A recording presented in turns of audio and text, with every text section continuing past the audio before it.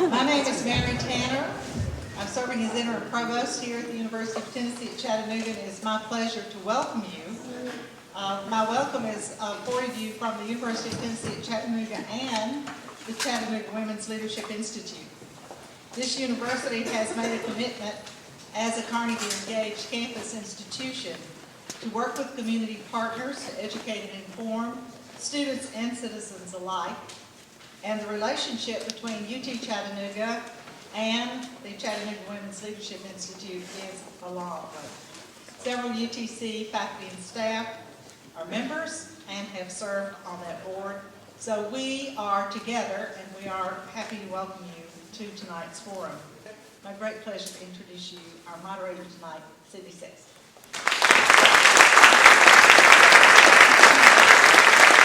I'm delighted to be here.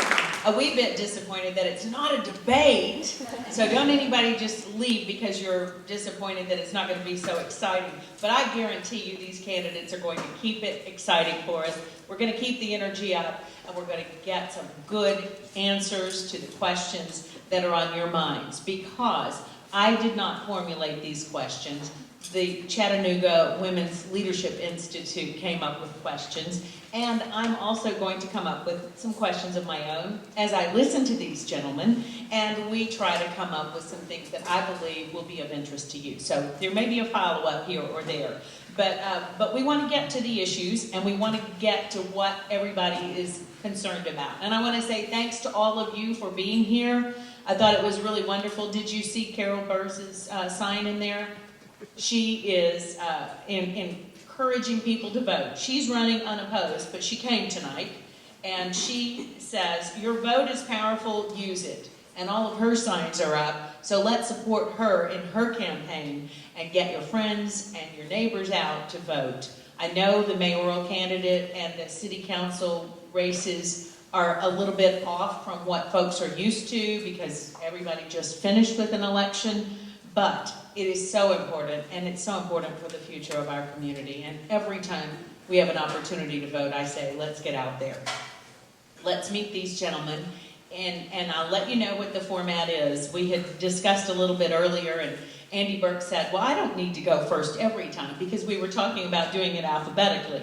And obviously, Andy, you probably faced that in school, right? You were one of the first ones to get to go, or to have to go, depending on your point of view. But we're going to mix it up. But the first time around, I'm going to ask each gentleman to introduce himself, and each one has 3 minutes to present his vision and his plans as Chattanooga mayor. So let's start in alphabetical order right now. First, thanks to the Chattanooga Women's Leadership Institute, to Cindy and UTC for hosting this event and for providing a forum for us to discuss the important issues that face our city. The enthusiasm and passion for this election really does inspire me, and so I thank y'all for being here tonight.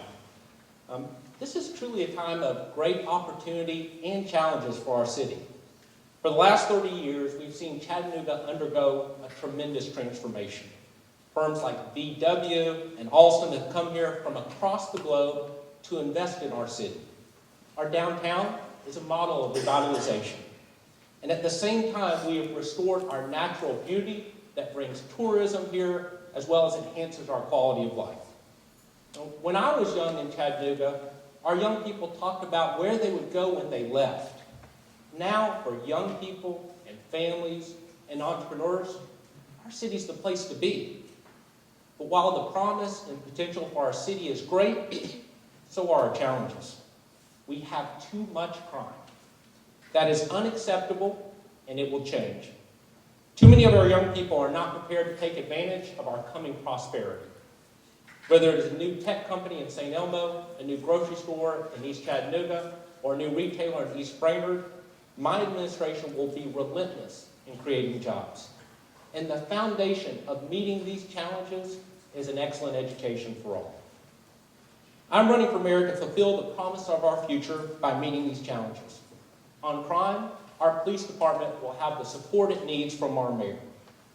If we set our goals, take responsibility for our outcomes, and have a relentless focus on public safety, we will make a measurable impact on this important goal. You know, I work day to day, day in and day out in Nashville to improve our public schools by passing a race to the top, by fighting to put our dollars into classrooms rather than bureaucracy, and by making college a reality for thousands of needy Tennesseans.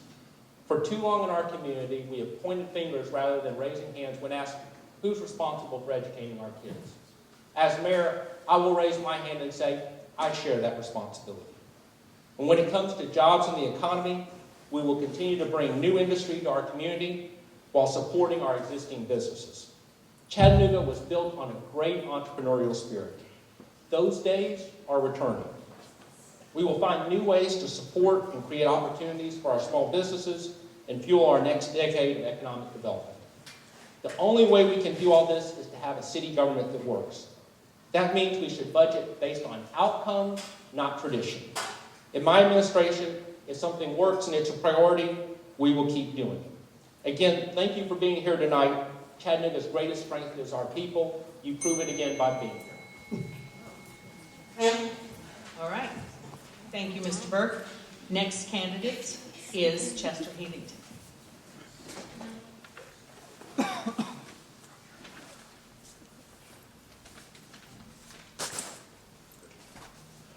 I want to thank y'all for having this forum, and thank the people who are here today. I'm pretty sure that you're very interested in who's going to be the next mayor of the city of Chattanooga. The city of Chattanooga, at its present state, is facing some grave problems, not only from the department, but from the community. Crime in this city is at an all-time high. The infrastructure, public housing is at a tipping point. We've got a problem with homeless. We've got a problem with basic corruption in city government. For us to tackle these problems, the government and the people things must be very transparent. I share with you all today, and that's y'all to listen to what I say. But trust me and verify what I say. Because this community, the city of Chattanooga, we made a good beginning with the gentrification, Main Street, the gentrification on ML King. And all parts of our city should look the same. And people should feel as safe as they would like to be. But unfortunately, it's not. How do we have safety and create an ideal all-American city? 30 years ago, we were known as an all-American city. How we fell off of it, I do not know. But I promise you, within the first 50 days of my administration, I can cut crime down by 50%, especially gangs and robberies. We understand the hot points of where all this crime, chaos is taking place in the city. We've had various forums, and the Arts Foundation has gave some sort of overview or synopsis of some data that they gathered, and it was flawless. They didn't talk to the people in the community. They didn't have a hands-on approach to Chattanooga Police Department or people in recreation centers. People in this community has to be engaged for us to have a safe community. Now, I know all you people here would love to go downtown and take your families and enjoy the downtown area. But at its present rate, with the crime problems among urban black kids, we're gonna have to resolve that problem and the gang problems. We've got too much crime, too many killings, too much robberies, and we've got to look at cleaning up city government. Thank you. Right. Thank you, Mr. Heathington. And now Guy Satterfield. Good comments. Good points brought up by the other candidates. Great points. A lot of those I agree on. When I was a kid, Chattanooga was just a big industrial town. You didn't really want to come downtown. There wasn't much going on. Everything was boarded up. We've had just a huge resurgence in this city. And it's great. One of the greatest cities in the world. However, this city's got a lot of spending problems that the next mayor is going to have to deal with, which The three of us here, one of us is going to inherit the biggest mess that any mayor has ever inherited in the history of the city of Chattanooga. Crime, just like they said, is really, it's an out-of-control situation.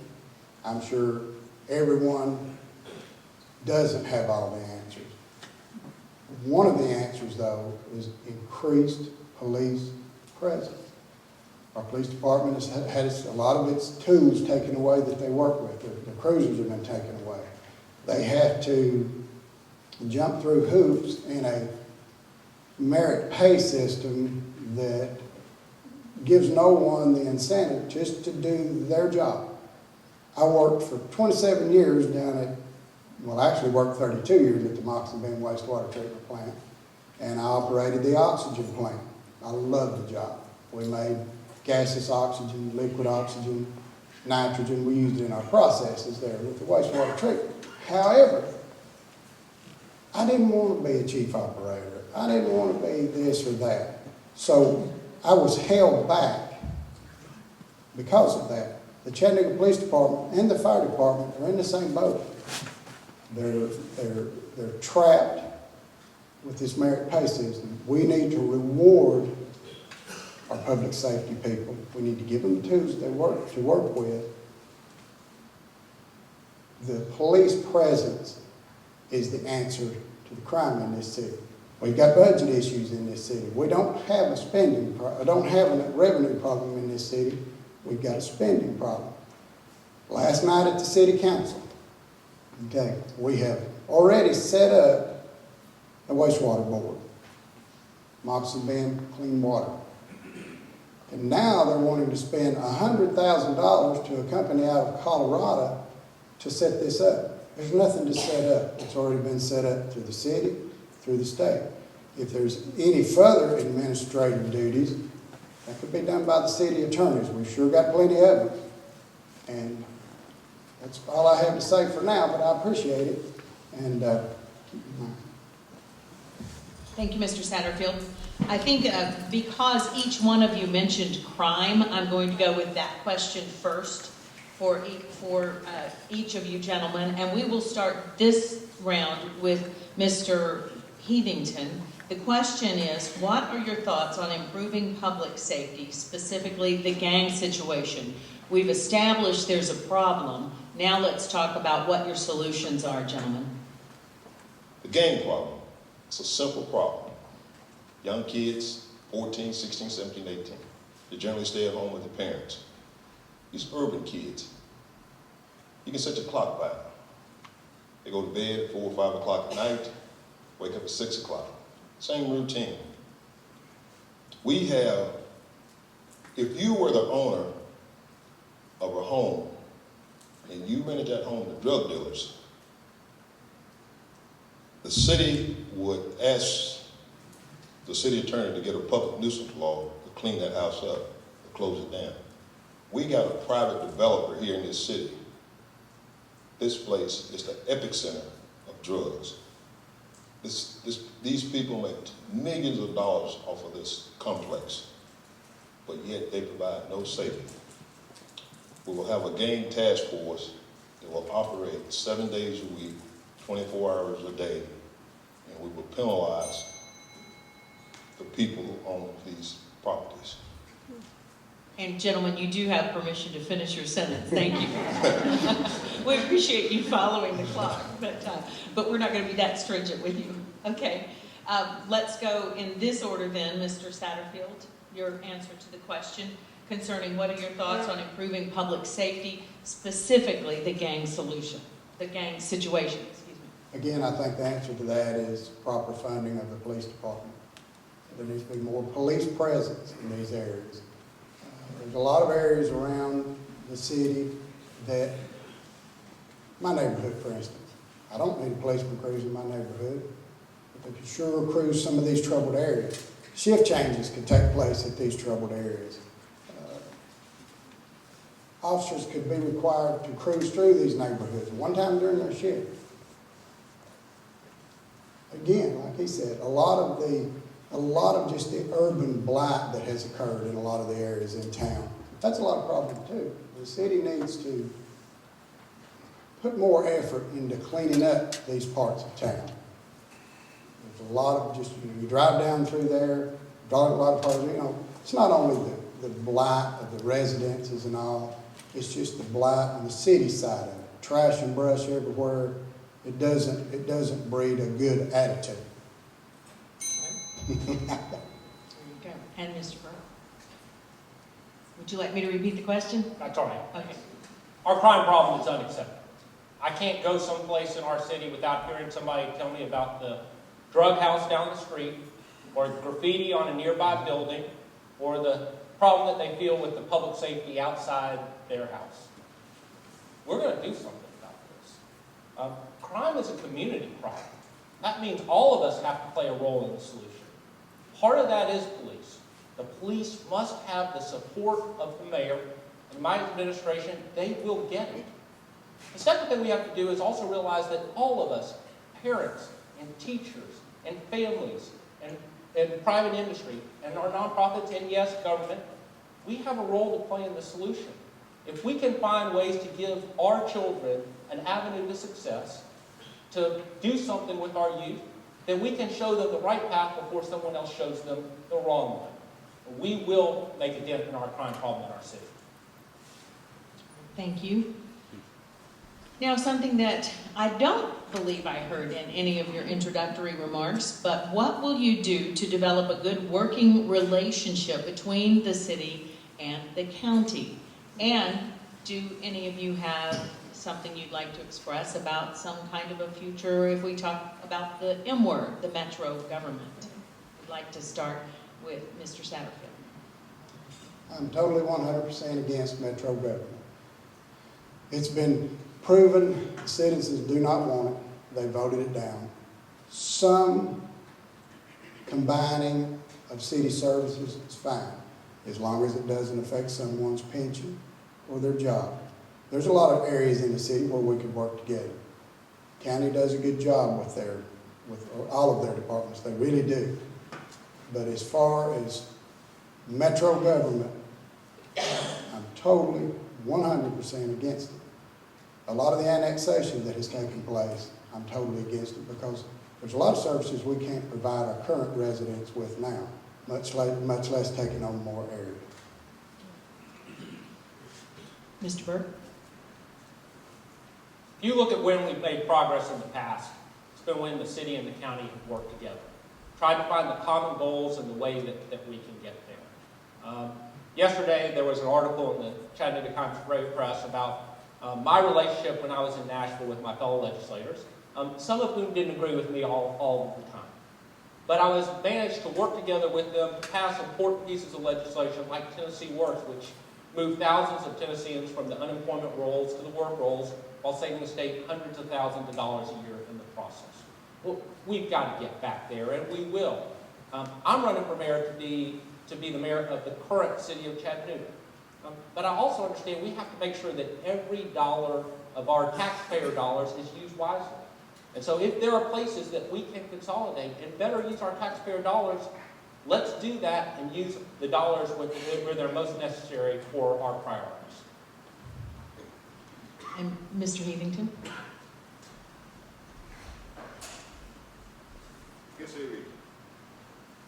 Guess every 5 to 10 years, Metro will come up. Obviously, Metro doesn't work. Look at the county school system. I mean, look what the city did in terms of abolishing public education. The county was not even prepared for the kind of students that came into the county structure. Is the county prepared to take on the city's problems? We have large-scale problems in this city. Annexation, public housing. I don't think the taxpayers of the county do not want to be bothered with the city's problems. That's one reason they moved to the county, not to have these type of problems. We have to deal with these problems, accept these problems, and work these problems out the best way that we possibly can. Unfortunately, nobody wants to give up power, elected power. If the citizens of Chattanooga want to vote themselves out of city government, I would be willing to support that. Thank you. All right, the next question, and we will start again now. All three have started, so we'll go back to Mr. Burke. The question is, and this is of course of interest for the women who have sponsored this event here tonight, the Chattanooga Women's Leadership Institute, as well as many other people in the audience. How will you ensure that your administration will provide opportunities for women and minorities to be recruited, hired, and trained for management and leadership positions? Well, if you look at my campaign staff, we have 3 women and 1 male of color. And then many of the people in this room know my wife, who's a strong leader, and so she's in my house, and the other 2 people in my house are my 9-year-old and 12-year-old girls. So I have a pledge to make to everybody tonight. There will be some men in my administration. This is really an important issue, and it means a lot to me. If you look at my record, both with people of color and with women, that's my history of hiring a diverse group of people. And I want to tell you why. Because our government is better when we have a diverse set of ideas and people in charge. We can think about different things, and in the long run, we come up with better ideas and policies. I'm committed to making sure that happens. Mr. Heathington? I worked in city government most of my life, my college years and most portion of my adult life, various departments. And it has not really represented the true makeup of the city of Chattanooga. As of last week, I went to mosques in this city. I'm going to talk to the gay, lesbian groups, because this city does not represent, government does not represent a true makeup of the voters and the residents of this city. I would actually open it up. I have not promised anyone a job, any groups, but I think that we need to have a true representation of residents who live in this city, working in government for the betterment of a city that looks like a city that's moving ahead and dealing with the day's problems and being totally representative with a good workforce by all peoples of this city.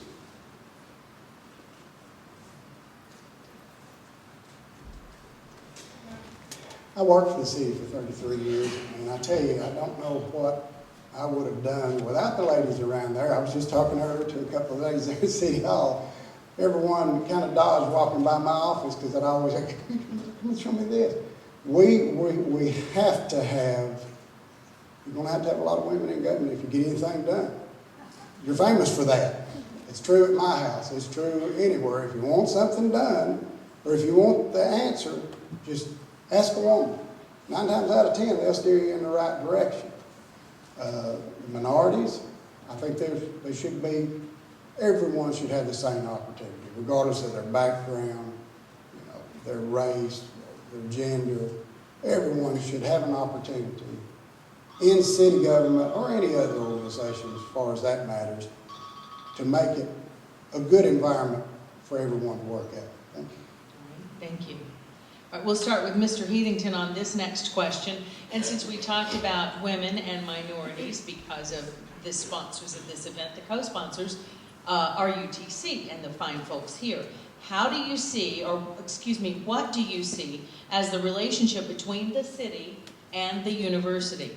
How will you use your position, city council or mayor, to advance UTC's mission as an engaged metropolitan university?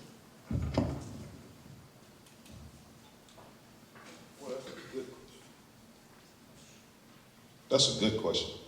I was up here at a forum with the engineering department, and how I got to that forum was something that was happening in Alton Park area. But I talked to some engineers at the city of Chattanooga, and I found out, I went to another forum, that they was having a Wilcox Tunnel. And the city had a contractor to do a feasibility study. It took a year for them to do this study. At a price tag of $2 million. University of Tennessee has a fine engineering department. And I don't know why they couldn't partnership and did what they did in terms of the feasibility study. The city of Chattanooga is not partnership with this university on a lot of things that we could save a lot of money, and this school can make a lot of money off the city of Chattanooga. Unfortunately, there's no relationship there with the city of Chattanooga and the university. Now, how do we do this? We have an engagement to make sure that projects that University of Tennessee will be given an opportunity to support our engineering department on projects. Mr. Satterfield. I've got a daughter and a goddaughter that attended UTC. They have both done extremely well. This is a fine organization. It's something that the city could partner with. There's a lot of graduates that come out of UTC that would be great candidates for some of the city jobs that come open in the future. And, you know, let some young people get involved right out of school. A lot of times, you know, if you can get a young person right out of school that's got an open mind, they actually seem to know more about a lot of things in life than someone like me who's old and bullheaded and set in their ways. And I think that a partnership with UTC, such as an organization like this, and the city of Chattanooga, is not only now taking place, it should be expanded. Mr. Brown. UTC is a major economic driver in our area. Just think about the thousands of graduates who come out of here every year. We're about to have a new chancellor at UTC, and there's a real opportunity for the mayor and the chancellor of UTC to come together on what our community goals are and the role that UTC can play in moving our city forward. In the legislature, I was fortunate to fight for UTC in a number of ways. First, there's a library going up just down the road over here that was very controversial, and I was pleased to make sure happened. The other thing was with Complete College Tennessee, I worked hard to ensure that we started moving towards graduation so that our city would benefit by having people who were successful. We can get on the same page. Great cities have great universities. We need to continue to build that relationship. Thank you. And now we want to turn to a position on tax breaks to new and existing businesses. What is your position on providing tax breaks to new and existing businesses? I'll start with Mr. Satterfield. New business can be drawn to Chattanooga just through the vitality of the city. Sometimes a pilot program can go too far. You can actually dry up resources by, you know, totally forgiving taxes. The best thing we can do to draw business is a vibrant economy to start with. A city that someone wants to build a business in. A city with a low crime rate. A city with a good education base. I believe that is more important a lot of times than pilot programs. And if the next mayor doesn't do something about these increased costs of taxes, fees, stormwater, sewer, that's going to hold more businesses away from here than people realize. They won't come here facing those kind of fees, taxes, and other service charges. Mr. Byrd? Economic development is really important, and one of the things that the mayor has to do right. If you look at our history around the area, we've seen why we use this as one tool, whether it's Volkswagen or other businesses around the area. But like with everything else, we have to know that we're using our tax dollars for the right reasons and in the right ways. We have to make sure that if we have these types of incentives, that we're getting the highest bang for our buck. So the mayor must come in and ensure that when we look at these programs on the case-by-case basis, we know what our goals are, and that the incentives that we use fit with both our community development and our economic development goals. If we use these in the right way, they can have an impact on our city, but we have to make sure that none of it goes to waste. Mr. Heathington? I guess tax incentive basically is good for any city or county. We look at Volkswagen, we look at Amazon, the citizens of Chattanooga and state of Tennessee, built that whole infrastructure. It's not even going to be on the tax roll for another 30 years, maybe 40. But who bears the burden of building these infrastructures? The homeowners. Tax incentives, that's going to be something that some statistical people, some statisticians are going to have to really look at. How much is a tax incentive going to cost the taxpayers down the road? That's the question that we must ask ourselves when government officials start giving away incentives.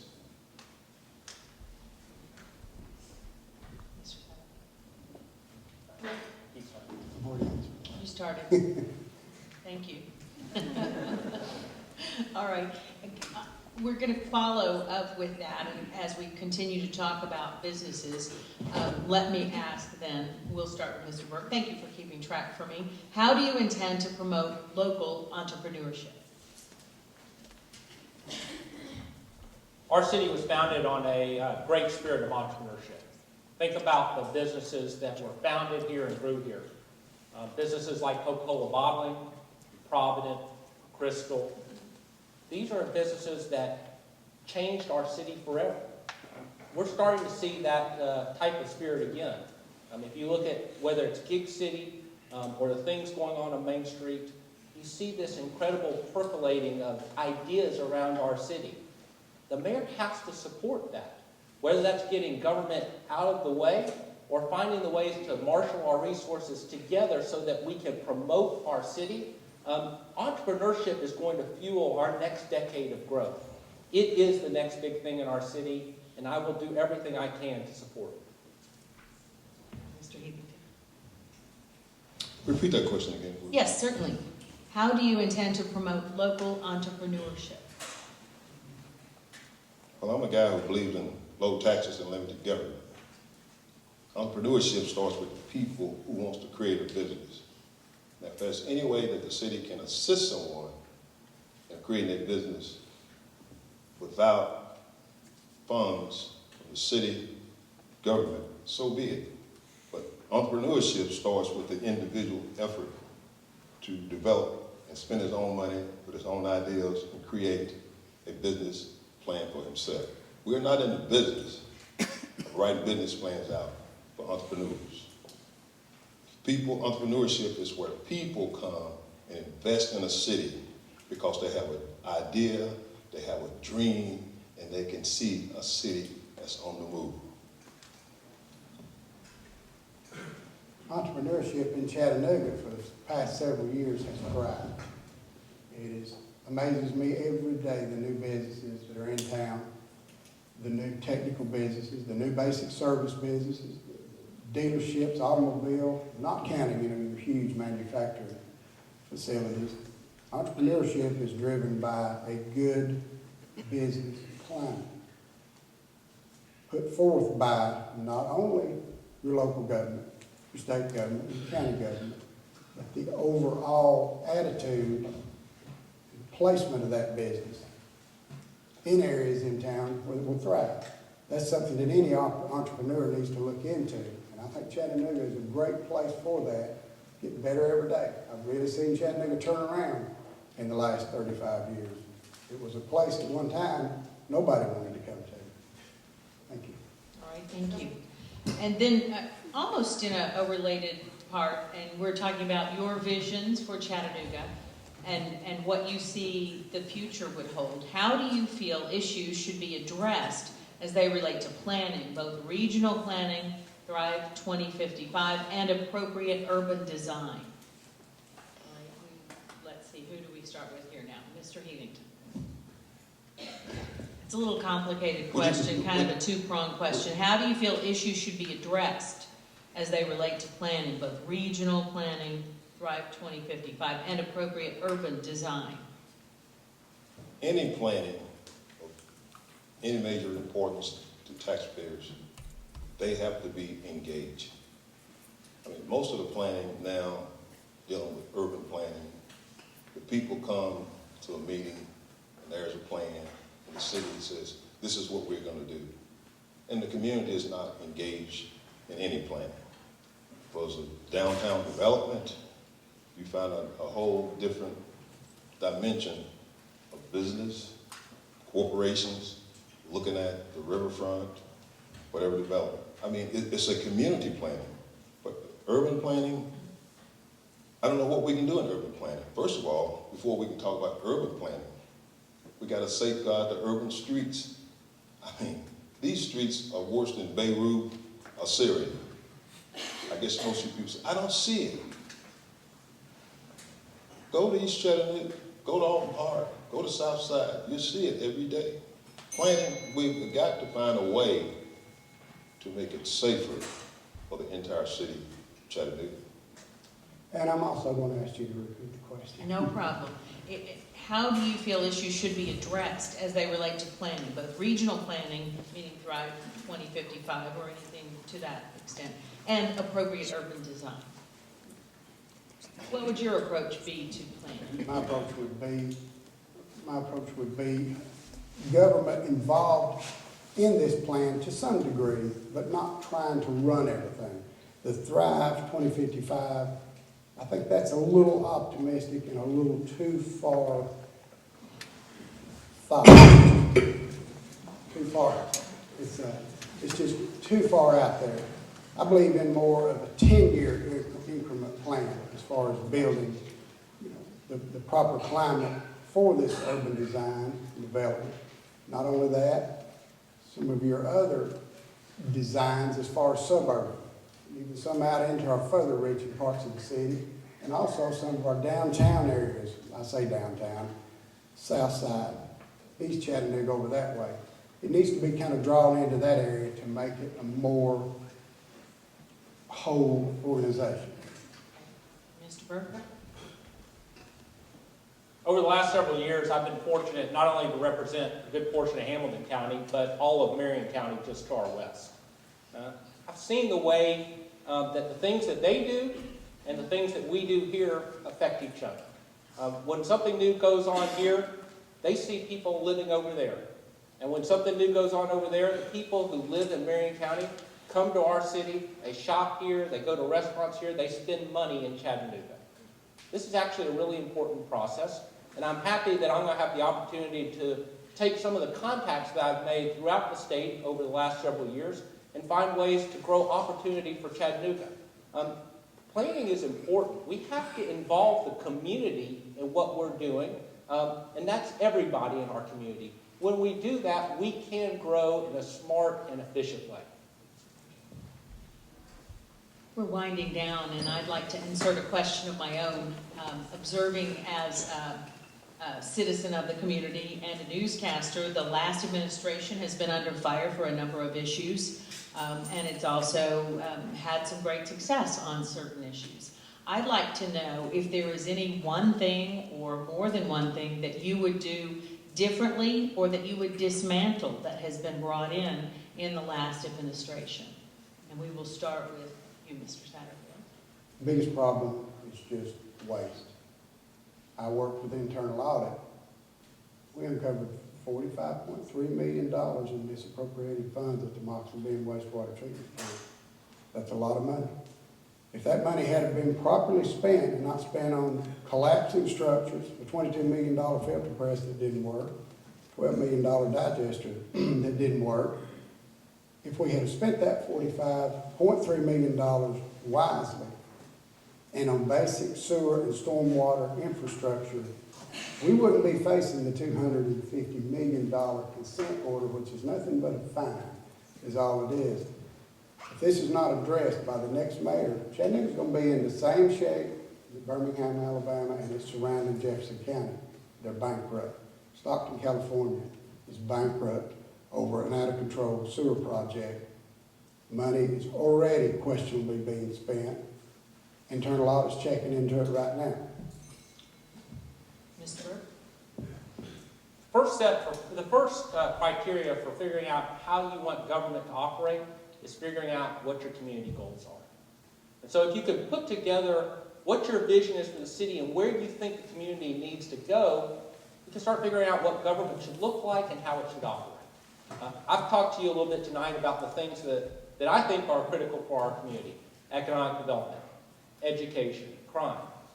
We've got to start budgeting for our outcomes and making sure that we do that first and spend money there first. and only spend money on the things that are successful while cutting the things that aren't. That's what I will do as mayor. In the state legislature, I sponsored a bill called Effects, which said this is what we needed to do on the state level. Today and tomorrow, we've got to continue to figure out what our goals are as a community, make sure that those are transparent, figure out how we hit them, and then when we do, continue doing more of that, and when we don't, figure out a different way to go. Every dollar has to be used for our needs. And Mr. Heathington? Would you repeat that answer to the question? Yes, I was asking if you would do anything differently than the last administration, or if you wanted to continue any of the things that were achieved during the last administration. First of all, I have a moratorium on annexation. Those people whom have been annexed would like to be de-annexed, same as the people on Elder Mountain, so be it. They didn't actually come into the city. I don't understand the dynamics of that. The sewer rate. The sewer rate has gotten unbelievable, unrealistic. I don't know where this money is going to, but obviously, how can the sewer rate and the water rate equal each other? We got some serious problems in local government. If the people actually knew what some of those people down there, legislation that they have passed down, resolutions that they have passed down there, they vote them all out of office. But city government has to be transparent for the people to feel is that they are part of government. The government needs to be of the people, by the people, and for the people. And obviously it has been for a group, a local group of politicians. All right. Gentlemen, thank you so much. It is now drawing to a close, so I'm going to give each of you the opportunity to wrap up your thoughts with a 2-minute recap or whatever you would like to say is concerning your vision for Chattanooga if you are elected mayor. So we will start, let's see, where were we before? We're back with Mr. Burke, correct? We'll let you go first. This is the 2 minutes. Building community, sharing responsibility, creating opportunity. The mayor sets the tone and the vision for our community. Those words guide where I think our city must go. I talked tonight about our promises and our challenges. For our challenges, nobody wants to open a business in an area where there's violence going on outside on the street. Parents will avoid a neighborhood where their children can't get an excellent education. And we can't fix these problems if our tax dollars go to government waste. We will meet these challenges. I know that because Chattanooga has done it before. If we identify our goals, hold ourselves responsible for outcomes, and dedicate ourselves to our vision, we will transform our community again. As our mayor, I will marshal all our resources toward this vision. All of us, parents, private industry, public, and our nonprofits, we all have a role to play. As mayor, I look forward to involving all elements of our community in this work. Building community, sharing responsibility, creating opportunity. We live in the greatest place in the world, and our best days are yet to come. Mr. Heathington? Would you repeat that again, please? Repeat that again. Your concluding remarks. This city is a great city. In 1967, I graduated from Notre Dame High School. We're the only integrated school in this county. I think most people said they wanted to see how it would take place. But we were all Catholic kids, so we also had something in common. The city government needs to be free of politics, any party politics. For any city to thrive, taxpayers and citizens must feel that they can go down there and be fairly representative, and government actually works for them. This is a good city. It's going to get better, no matter which one of these guys, which one of us get elected. It's going to get better because it's people like you all are out there. You're at this meeting. You're going to hold somebody feet to the fire and make sure that it stays at a good level, that people want to come and see the city. We got a lot of crime, We got a lot of crime, we got a lot of corruption in city government. Believe me, it is rampant. If you go down there and look at some of those resolutions, millions and millions of dollars. We spend a lot of money on government officials that shouldn't even be in office. I think that Chattanooga is a good city. It's been my home for 64 years. I've served this country in the United States Navy in Vietnam. I came back here, I made a difference. I'll stay and make a difference. My family was educated here, and I believe in this city. And I believe in the people of the city. And I believe in the goodwill of all the residents of this city, and I will continue to support this city by any way that I possibly can. Thank you. Mr. Sapp. The first thing I would do if elected mayor is have a complete and thorough audit of our assets, where our money's going, where our money's went. A lot of it went where it shouldn't have. Our city wastes millions and millions of dollars. It wastes money on unnecessary studies. It wastes money on unnecessary positions. It wastes money on projects that are either not wanted or when they are built, they don't work. The city of Chattanooga will not fund Orange Grove because they missed a deadline by a few days, but we'll buy a $32,000 Big Blue Rhino pool toy.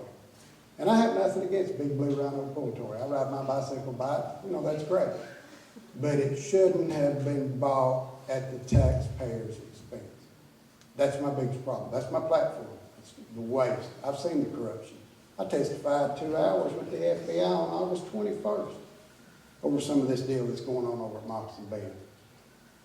Our paving budget, we spend more on a roundabout that people in the county use and people in the city do than we do on our actual yearly paving budget.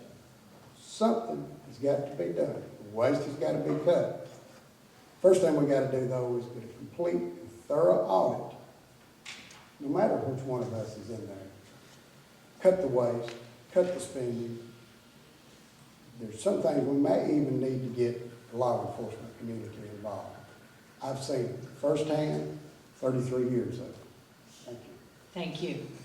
And I say thank you to each one of you gentlemen for the civil discourse of this evening. And thank you for being willing to be public servants in our community, in our state. And thanks to all of the city council candidates who are here in the audience as well, and the voters and the students from UTC who are part of all of this. We thank you for taking part with us tonight. Carol Newton from the Chattanooga Women's Leadership Institute is going to wrap things up for us. Thank you for keeping time for us, Francis. Great job down there.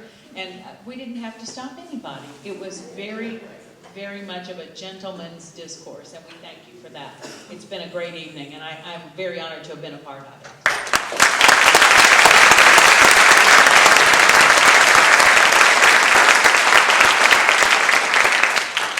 Good evening. I'm Carol Newton. I'm the president of the Chattanooga Women's Leadership Institute. And I want to thank all of you for being here tonight and participating in this forum. So to Mr. Satterfield, Mr. Heathington, Mr. Burke, and all the city council candidates that are here, thank you for taking the time to come and give us the insight into your perspectives, your ideas, and your positions, and help inform us as we go out and exercise our precious gift of being able to cast our vote. So we appreciate you being here, and Cindy, thank you for being a marvelous moderator. It's a great event, and we appreciate everybody's participation. The Chattanooga Women's Leadership Institute is an organization of more than 260 women that are focusing on increasing the leadership capabilities and influence of women in this community. We accomplish this through a focus on leadership development, education, and events such as this candidate forum tonight. Our executive director, Leslie Berryhill, is present. Leslie, where are you? If you'll stand up so everybody can see you. I would encourage you to introduce yourself to Leslie and find out more about the Chattanooga Women's Leadership if you're you're interested in doing so. Tonight wouldn't have been possible without the hard work and commitment of a number of people, and our heartfelt thanks go out to you all. I would be remiss if I didn't give special thanks to a handful of people: Janine Alday, Stephanie Baller, Frances Hammond Pruitt, from UTC, Cindy Carroll, Emily Forrest, Cassie Nice, and of course Dr. Mary Canner. And all of the CWLI and UTC volunteers who helped organize and make tonight the great event it was, thank you. And I have to say that the glue pulling all this together is Leslie Berryhill, the Executive Director of Cattanooga Women's Leadership Institute, who always does a marvelous job, and tonight is no exception. Leslie, thank you. So again, we appreciate everybody being here, your interest and participation in the political process, and wish you all safe journeys home in the challenging weather conditions